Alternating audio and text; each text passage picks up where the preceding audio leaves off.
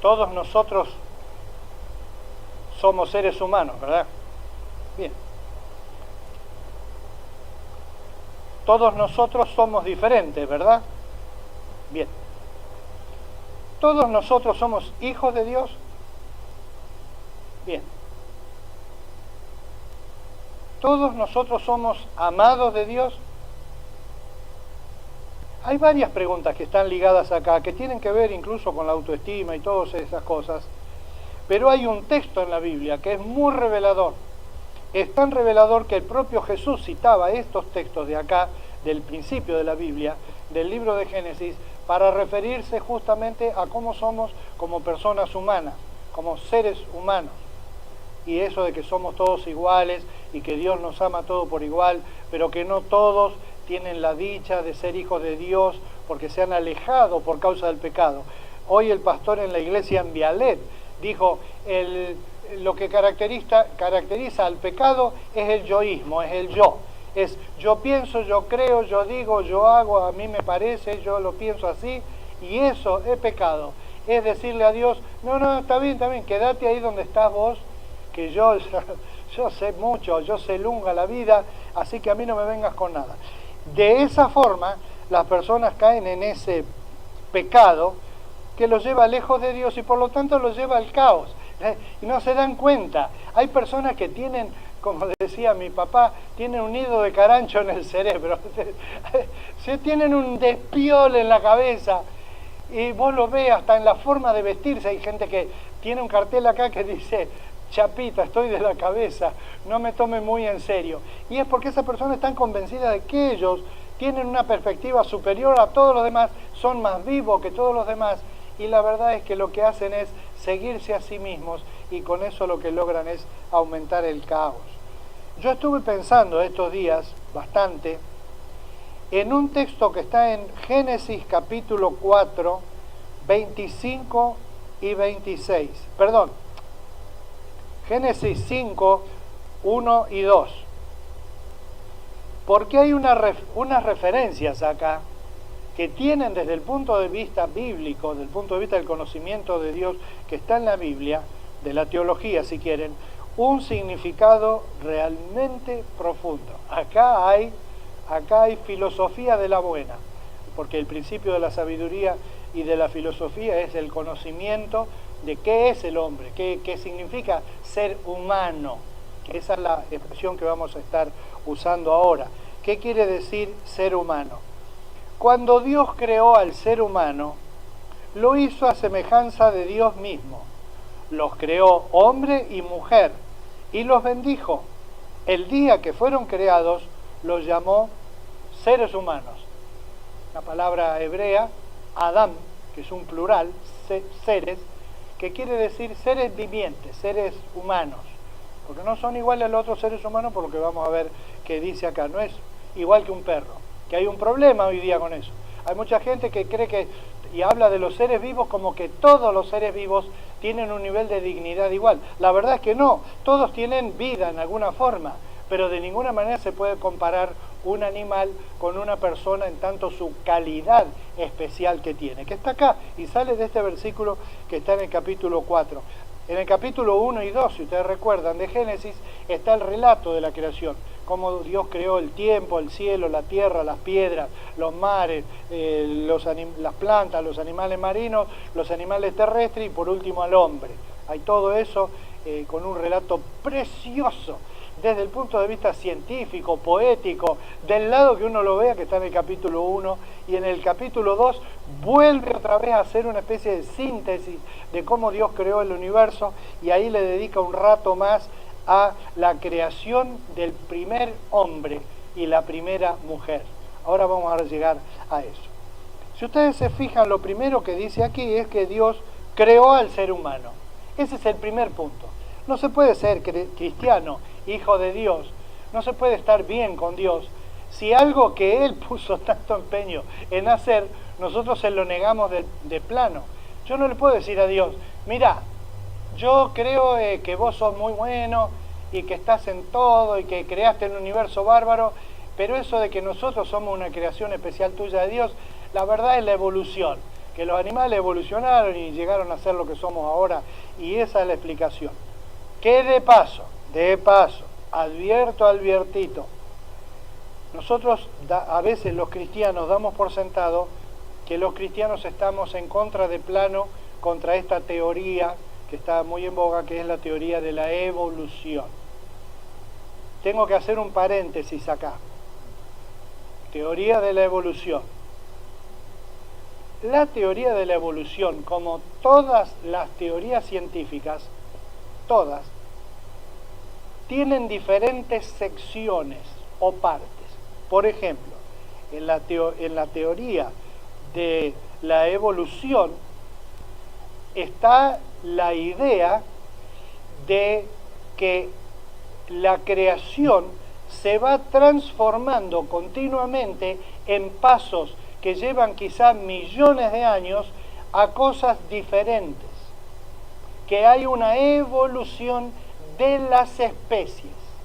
Por ejemplo, hoy día sabemos que el caballo que nosotros conocemos hoy, que un caballo pony puede medir de alzada 1 metro y pico y puede llegar hasta 2 metros y pico, un caballo frisón como esos que hay en algunos lados en Francia o en Arabia, pero que todos esos caballos son una evolución de un caballo que hubo en la época de los dinosaurios que se llamaba Eohippus. El Eohippus era un caballo del tamaño de un perro, que a través de millones de años dio una variedad de tipos de caballos de distintos pelos, colores y señales, algunas de esos cambios producidos por el hombre, o mejor dicho, favorecidos por el hombre. Ustedes conocen lo de los perros. Los perros son descendientes de los lobos y en general de los demás felinos, tigre, pantera, etc. Pero han recorrido caminos evolutivos diferentes, pero devienen de especies muy antiguas. Por ejemplo, el tigre, del tigre dientes de sable que aparece en los dibujitos animados y en las películas de Jurassic Park, que se trajo a la atención pública otra vez los pensamientos. De esa parte de la teoría de la evolución es indiscutible. No es que la Biblia dice que la Biblia no dice nada del Eohippus ni del tigre dientes de sable, simplemente porque el relato que acabamos de leer, que arranca acá en Génesis, que en el resto de la Biblia se lo va a llamar igual, el principio, tearqué en griego, de donde viene la palabra arqueología, por ejemplo. Es la idea de que el comienzo que a mí me importa, ¿cuál es? El comienzo de los dinosaurios grandes, el fin de los dinosaurios, no, a mí me conviene saber lo que pasó desde que hubo gente en la Tierra, porque entre el relato del capítulo 1, que habla de la creación de las montañas, hasta la creación de las plantas acuáticas, por decir de una forma, ¿cuánto tiempo ha pasado?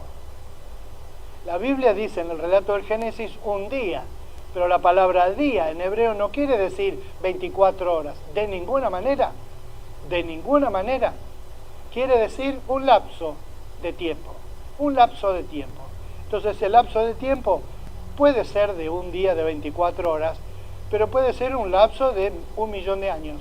Nada más que el escritor humano que comenzó a escribir los relatos que fueron transmitidos por miles y miles de años en forma verbal, lo que tomó él fue la idea de que hubo un tiempo cuando empezó a haber plantas en el agua, y hubo un tiempo cuando hubo animales en el agua, y hubo un tiempo cuando Dios puso que esos animales bajen a tierra, y es evidente la evolución esa, ¿no? De los peces a los saurios y batracios, y de ahí a especies saladas, y así. Es muy... Cuando uno tiene, como ahora la ciencia tiene, la posibilidad de ver eso en un periodo de millones de años, que es a mí me da como... los números, eso me asustan. ¿De qué estamos hablando? Bueno, nos está hablando de cómo es Dios y cómo es su reloj.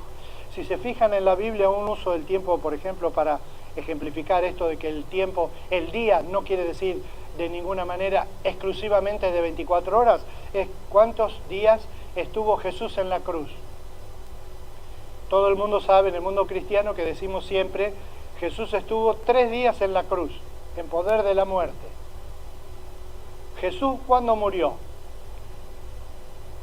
¿Qué día? Viernes y miércoles entendí. Digo, la pastora se me fue, despistó. Fue un viernes, efectivamente. ¿Se acuerdan? El jueves lo capturaron, lo enjuiciaron toda la noche, a la mañana hicieron todos los preparativos, lo llevaron y Jesús murió tipo 3 de la tarde, a la hora de la siesta del viernes. Al día siguiente fue sábado, está claro, porque dice, como el día siguiente era de reposo, los líderes judíos querían que lo bajen a Cristo de la cruz pronto para que no quede ahí porque era feo para un día de reposo. Eran muy religiosos. Matémoslo, pero saquémoslo rápido para que no quede feo. Entonces eso fue el sábado. Entonces, un día, según nosotros, se hubiera cumplido el sábado a las 3 de la tarde, ¿verdad? Y Jesús resucitó al día siguiente, que es claramente en el Evangelio el primer día de la semana. Para los judíos el último día de la semana, el día de reposo, el Shabbat, era el sábado. Y Jesús resucitó a la salida o antes de la salida del sol.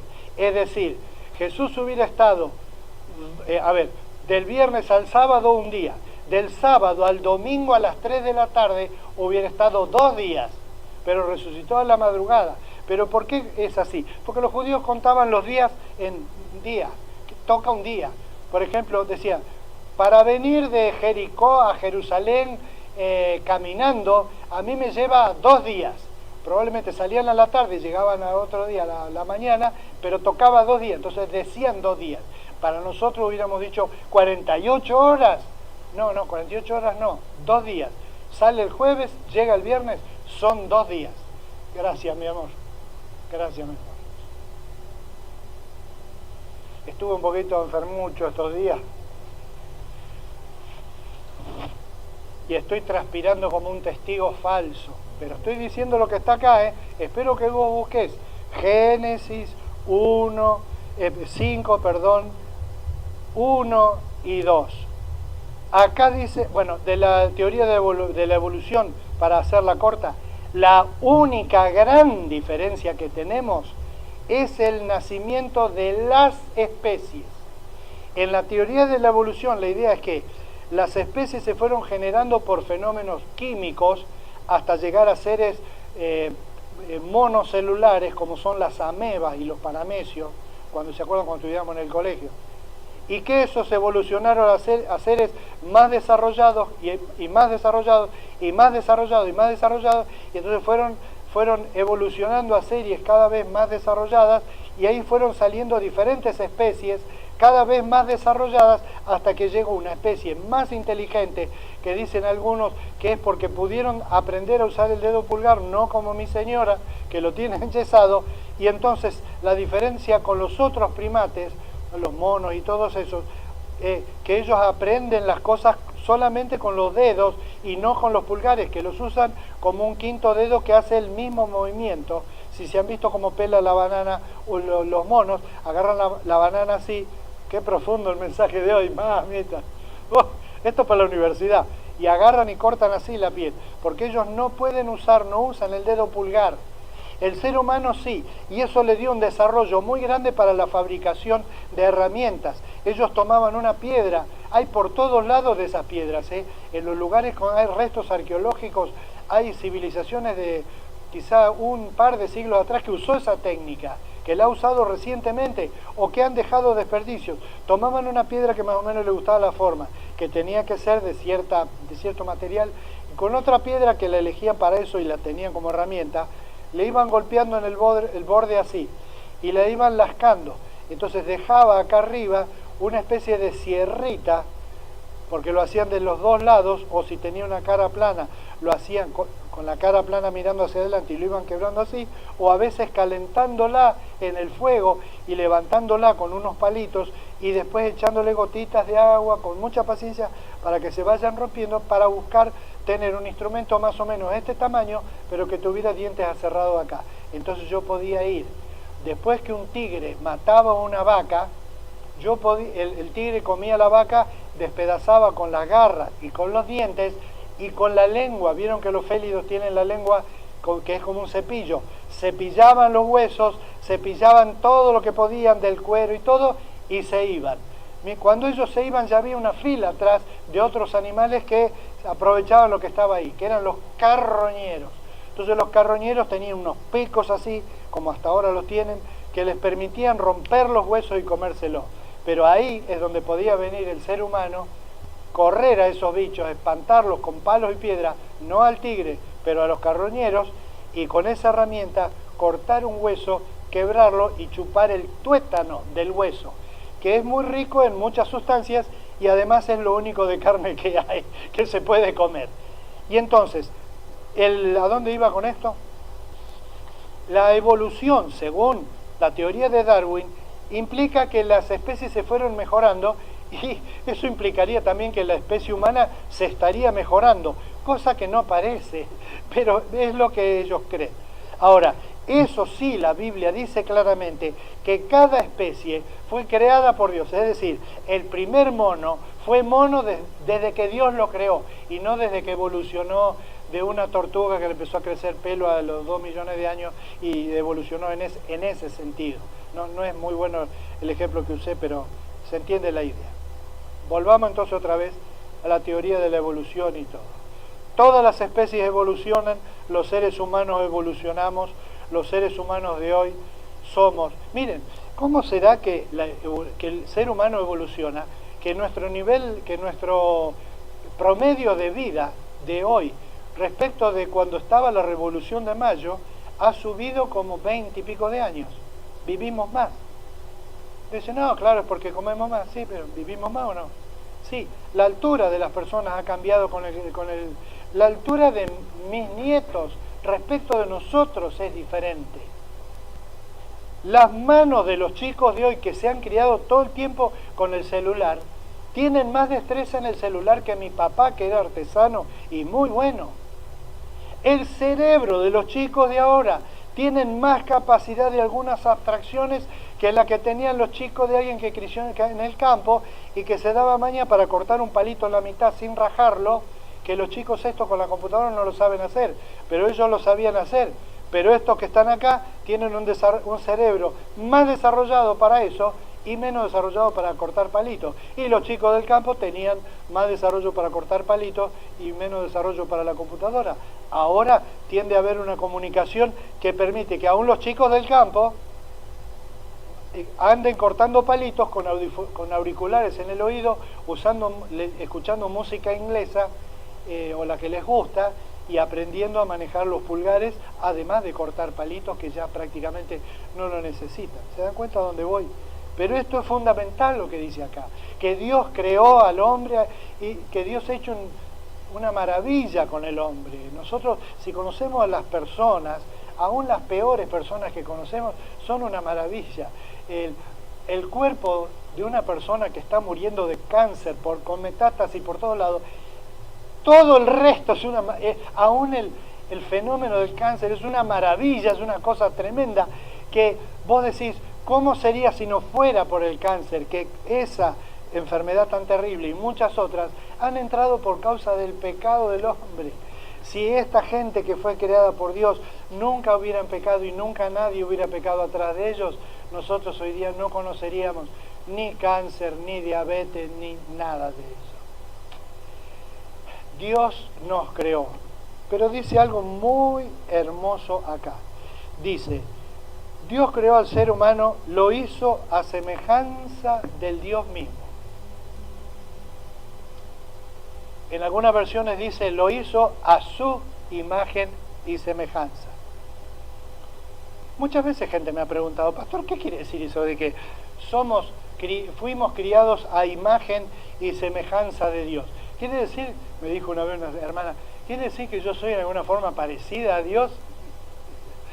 Sí, esos ojitos traviesos. No se refiere a eso. No se refiere a la cara de uno o al aspecto.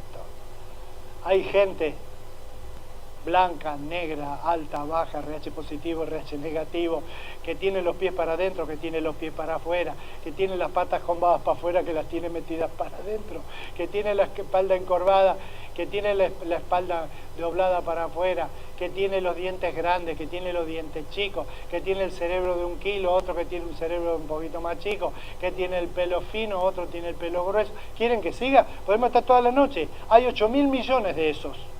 Decimos, los chinos son todos iguales, por ejemplo. No, no es cierto. Cuando un chino se enamora de una china, se enamora de esa china. ¿Y cómo la distingue? Porque es la única. Y lo va a hacer para él, pero va a decir, nada, son todas iguales. Ellos dirán lo mismo de nosotros, pero la imagen de Dios no es el aspecto, ni siquiera el aspecto físico, porque Dios, como todos sabemos, y la Biblia lo dice claramente, Dios es espíritu. Y los que quieren creer en Él tienen que creer en un espíritu, es decir, no en una persona que vos podés abrazar, tocar, mover o algo, que fue el caso de Jesús, que era Dios temporariamente, ser humano en el sentido que tenía un cuerpo físico, pero que después murió y ascendió a los cielos. ¿Qué es la imagen? No es muy difícil, pero les voy a contar una anécdota que leí cuando era adolescente y van a entender. Y hoy día, en el tema que hay mucho conocimiento de las comunicaciones, de los medios de comunicación, ese tema de la imagen es un tema que está muy estudiado y se conoce bien. ¿Qué imagen tienen de la Coca-Cola, por ejemplo? Del McDonald's. ¿Qué imagen tiene McDonald's?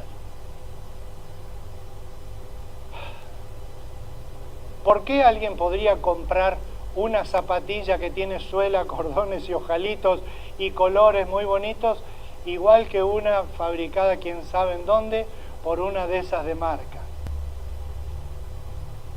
Por la imagen. Porque uno no puede comprobarlo eso antes de comprarla, pero tienen una imagen.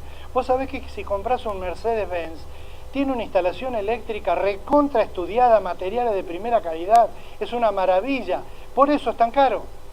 Y por eso cuando alguien dice, yo si puedo me compro un Volkswagen, un Mercedes-Benz, está hablando de la calidad que es la imagen de esa empresa. Es la imagen de esa empresa. Una imagen de calidad, de solidez, de algo bueno, de algo uniforme alrededor del mundo. Pero el ejemplo de la Segunda Guerra Mundial, entre los muchos prisioneros que había en un lugar durante la ocupación nazi en Italia, había un grupo de presos de distintas partes del mundo que habían ido a combatir allá, los nazis lo capturaron y lo tenían a él ahí, a ellos ahí presos. Había uno que se hacía llamar el duque, y él decía que era duque de un pueblo y daba un nombre italiano, el duque de tal lugar. El hombre todos los días cuando se levantaba a la mañana se afeitaba, se vestía impecable, tenía siempre la ropita lavada y salía y les daba aliento a los compañeros. Y les decía, no podés estar así todo desarrapado. Y pero no tengo ropa. Lavate esa ropa que tenés, la colgás. Pónganse de acuerdo, uno lava la ropa y entonces le presta el otro un poquito y así. Pero no demos este aspecto lamentable que tenemos. ¿Qué somos? ¿Derrotados por la guerra o estamos acá circunstancialmente? Y les hablaba así todo el tiempo. Y les dio coraje a muchos que estaban ya desanimados, que no creían que iban a ver a su familia, les levantaba el ánimo, les contaba historias en los Alpes, cuando él iba a cazar a los Alpes, y que esto y que el otro. Nunca supieron bien de dónde era. Cuando terminó la guerra y fueron liberados, cada uno fue a su lugar, perdieron contacto con el italiano el conde. Entonces muchos averiguaron del pueblo de Italia donde él decía, no había pueblo, había un paraje, en el medio de los Alpes había un paraje que era como decir la Cañada Seca. Él había dicho que era duque de Cañada Seca, pero en Cañada Seca había un arroyo y eso era todo.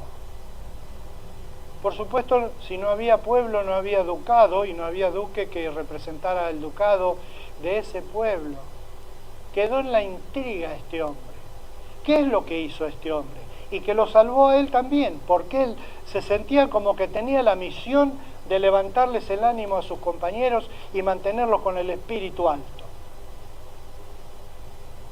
Lo que él hizo fue crear una imagen. La imagen de un duque prolijo, rico, sabio, con autoridad, que puede conducirnos a la victoria. Lo logró. Eso es imagen.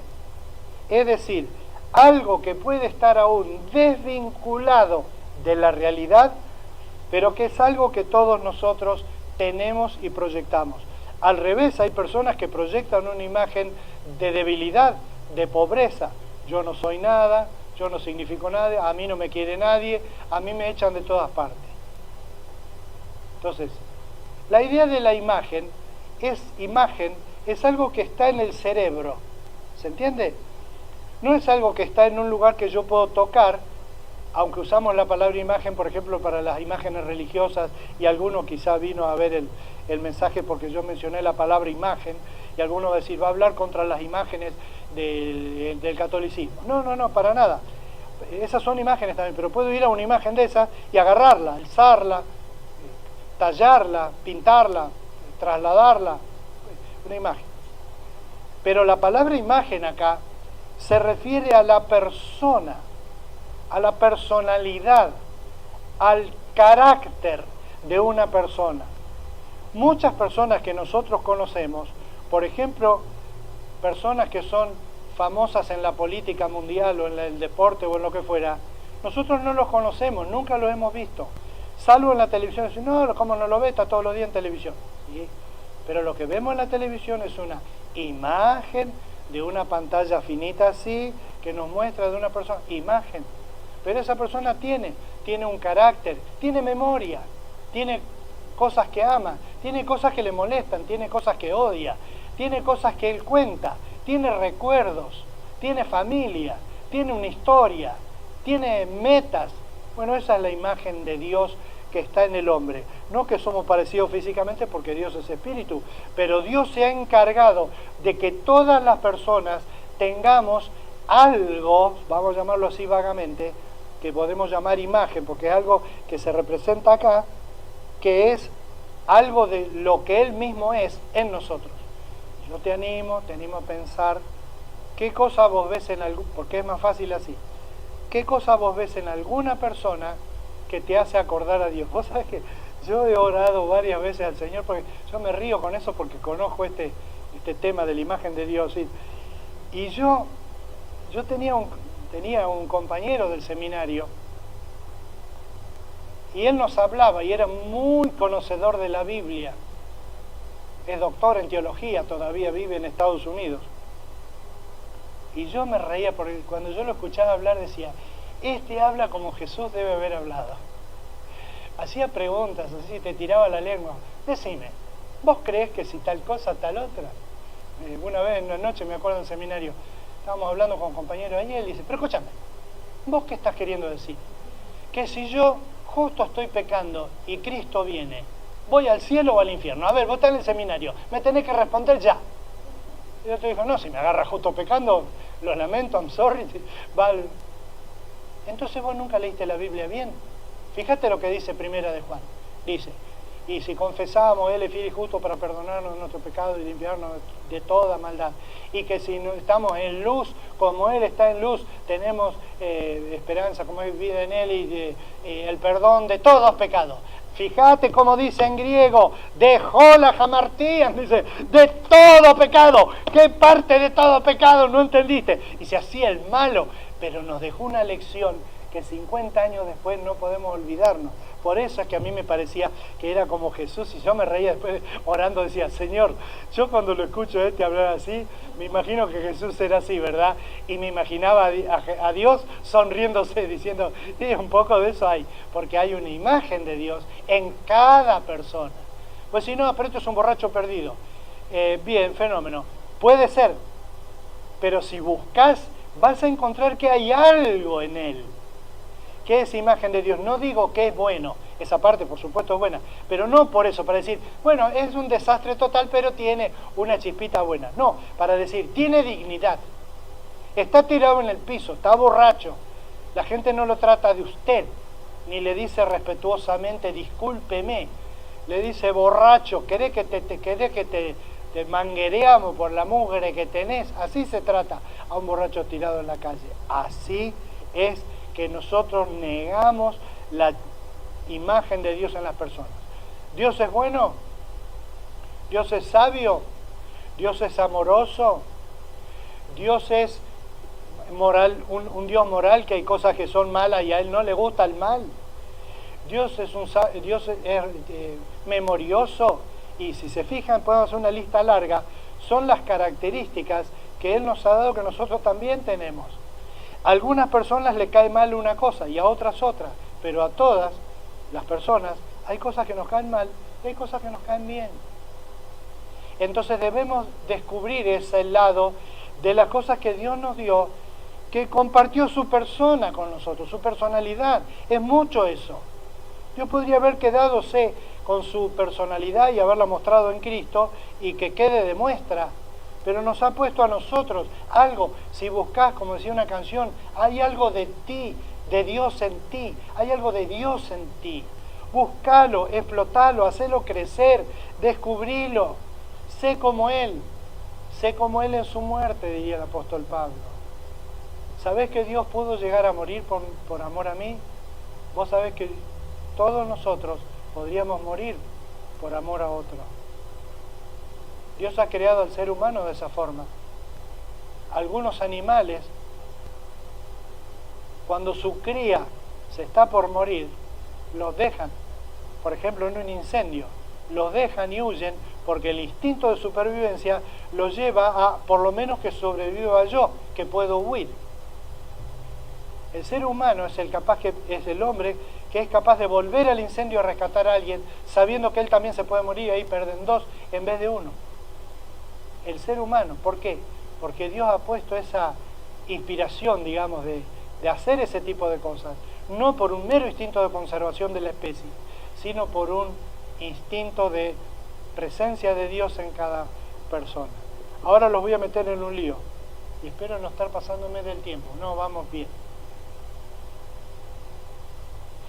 Acabamos de decir, y nadie me dijo no, porque a veces cuando yo meto la pata alguien me dice, y me hace así como diciendo, tendríamos que hablar de esto. Nadie me dijo que no hasta ahora. Y entonces ahora los voy a exponer al chichoneo teológico de lo que dice el texto. Cuando Dios creó al ser humano, lo hizo a semejanza del Dios mismo. Lo hizo a semejanza del Dios mismo. ¿Cómo sigue? Varón y hembra los creó. Toma para vos, explícame eso. Explícame. Si el hombre es semejanza de Dios, ¿cómo es que el hombre fue hecho varón y mujer? Claramente lo dice ahí. Si vos te fijás teológicamente, el argumento que está un poquito, está en todo el Génesis, y solo que no lo entendemos, porque tenemos la mente machista esa. Cuando Dios creó a la mujer, la creó en un momento distinto al ser humano, al varón. Dice que Dios creó al varón, le dio autoridad, lo hizo trabajar en el campo, él ponía nombre a los animales, decía, qué lindo animalito, le voy a poner perrito, y le voy a poner caballo, y así. Pero un día Dios dice que Dios vio, que Dios no sabía, lo descubrió ahí, de casualidad. Descubrió que el hombre estaba solo, y Dios dijo, le voy a hacer una ayuda que le vaya bien a este pobre tipo. Entonces dice que durmió Adán en un sueño profundo, sacó una costilla de él y con esa costilla construyó una mujer y se la ofreció y le dijo, toma Adán, te tiro este huesito, una costilla, para que te acompañe, para que sean dos, que se acompañen mutuamente. Ahora en este capítulo 5 dice que lo creó a la imagen de Dios, varón y hembra los creó. ¿Cómo se explica? La única razón de que esta pregunta que yo estoy haciendo no sea una estupidez grande como una casa es tener un pensamiento machista que cree que el varón es superior a la mujer. Si yo no pienso que el varón es superior a la mujer, el género, esto es teología con perspectiva de género, de la buena. Si yo creo que el hombre realmente es superior a la mujer y la mujer más vale que se calle y que haga caso, si no vas a ver la que te doy cuando lleguemos a casa, vos encargate de lo tuyo, que es la cocina, lavar los platos, anda a lavar los platos. Gracias a Dios eso está cambiando. Está cambiando a los bandazos, pero está cambiando y está bien que sea así. si no tenemos ese prejuicio, vamos a ver en Dios características que nosotros llamaríamos masculinas y también características que son, según nuestra forma de entender, femeninas. No estoy diciendo que todas las características femeninas y características masculinas que nosotros le damos a los dos sexos son ficticias, como muchos dicen, son culturales. La mujer usa el pelo largo y el varón el pelo corto. Entonces, si una mujer dice, yo me corto el pelo y escupo y uso botas, porque yo me autopercibo así y no como una mujer que tiene que estar arregladita el pelo y ponerse de novio con un chongo que le diga todo lo que tiene que hacer, no cambian las cosas. Porque en el fondo lo que estamos queriendo establecer es, el que establece mi sexo, lo estableció, es Dios y no yo. Yo no puedo establecer, podría cambiarme el nombre, por ejemplo, igual es bastante difícil, pero no puedo cambiar mi altura, por ejemplo. Sí, pero hay muchas cosas que se pueden cambiar, el color de ojos se puede cambiar, sí, pero artificialmente. Y la vida, la longitud de la vida no se puede cambiar. Te puede ir un poquito mejor, pero nunca pasás de los 140 años. Nunca. En la Biblia, si te fijas, Dios es llamado Padre, por ejemplo, por Cristo. Cristo lo llamaba Dios Padre y Jesús era varón. Jesús era varón, pero no era espíritu. Era un espíritu encarnado, era una persona física. Y las personas físicas o son nena o son varón. Y si hay confusión, son un problema que hay que ver. También hay personas que tienen 6 dedos en una mano o que nacen siameses con otra. Pero son anomalías, digamos, de la raza humana. Que nace así, que se produce eso, por causa de que la creación fue impactada por el pecado del ser humano. ¿Cuántos millones de años hace que los seres humanos pecamos? Y no tendría que haber casos de retraso mental o de problemas como enfermedades como el cáncer o como el virus que ataca para todos lados. Si nunca hubiéramos pecado, podríamos decir esto es una cosa loca y arbitraria. Pero cuando vemos desde que pecamos, desde el primer hombre, primera mujer, primer pecado, se entiende por qué tenemos tantos problemas de salud al día de hoy, inexplicables, tristes, dolorosos, pero que de alguna forma expresan la confusión en la creación por causa del pecado y no la creación de Dios y su impronta puesta en la raza humana. Si ves en Dios, que es llamado Padre, funciones de Padre, Padre rector, Padre que trae alimento, Padre que aconseja, Padre que es recto, Padre que es cariñoso con su Hijo y lo protege de los hijos de los demás, también podés ver en Dios a un Dios madre que amamanta, fíjate porque dice la Biblia, un Dios que cría, un Dios que abraza, que levanta en su regazo, que enseña a caminar, que cura sus heridas, que cambia sus pañales. Dios hace eso, que no lo hace con vos, no lo hace con nosotros, no lo ha hecho nunca con nosotros. Que nos suenan los mocos, que nos disciplina y nos hace chachar en la cola también, no nos va a matar, pero nos hace ver que estamos yendo mal por ese lado, y nos dice, como decía mi mamá, chuchuchuchuchut, la secuencia chuchuchuchuchut quiere decir advertencia. Mamá Dolores está en modo advertencia, modo alarma temprana. Decía, chuchuchuchuchut. Si vos escuchás chuchuchuchut con las cejitas así, sabés que en el quinto chut venía un golpe, un castigo, algo. Mamá no me odiaba, mamá nos amaba y nos despedimos de ella cuando murió tiernamente. ¿De dónde sacó mamá su capacidad maternal? ¿Y de dónde sacó mi papá su capacidad maternal?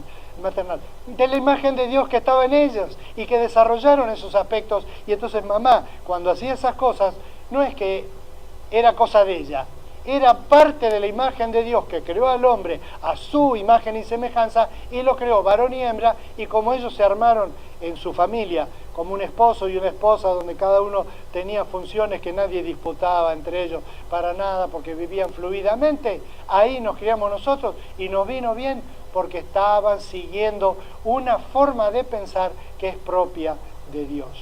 Y esta es una sola palabra la que quiero usar para cerrar. Los creó hombre y mujer y los bendijo. El día que fueron creados, los llamó seres vivientes. Seres vivientes. Hay una referencia acá que me gustaría leer para aclarar un poco el otro. Me lo olvidé. Un poquito más adelante, déjenme ubicarla acá. Pero